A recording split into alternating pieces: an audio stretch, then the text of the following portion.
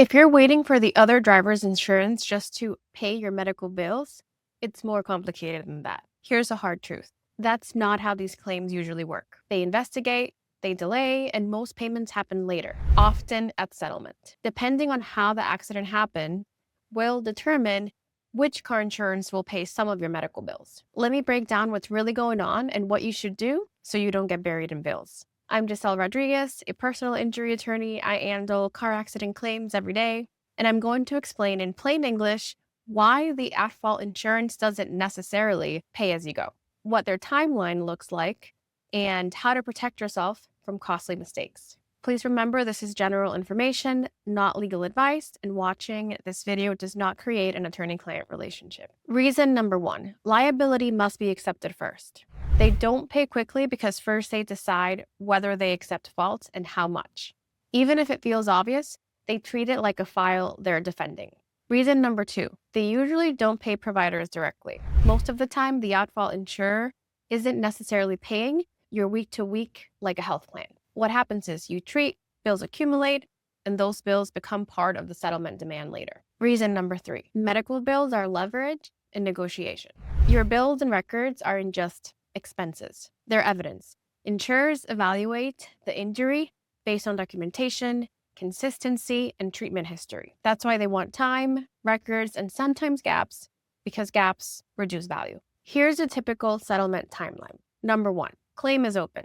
The adjuster is assigned. Number 2, the investigations, the records, the treatment phase. Number 3, demand package set, bills, records, story. 4, the negotiation.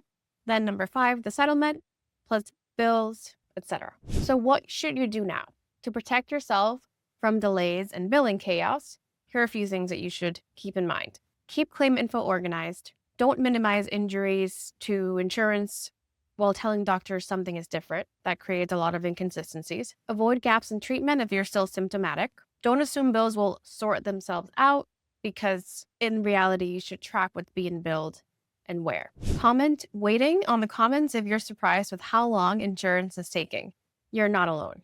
Like I mentioned before, depending on how the car accident happened, that will determine which car insurance will pay some of your medical bills. I'll give you a few scenarios. Scenario number 1.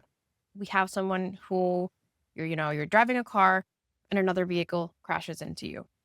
Your insurance company will pay for some of your medical bills through the PIP coverage. After those PIP benefits are exhausted or fully used, then your medical providers will need to submit their medical bills to your health insurance. Another scenario, so that you see this in a visual way. Before I go to the second scenario, back to scenario number 1. So some people have what's called the medical payment coverage, also known as MedPay.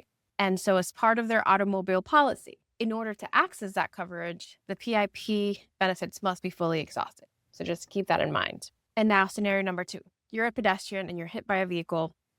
You will then need to pursue PIP benefits through the at-fault driver's auto policy. And so this is in addition to the bodily injury claim brought against the at-fault party for your injuries and your pain and suffering. Just wanted to make those two distinctions.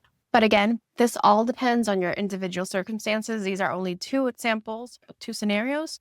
There may be many others. If you're dealing with an accident claim and you want guidance so you don't get delayed, lowballed, or pushed into a settlement too early, book your call today. The earlier you get the strategy right, the smoother this usually goes.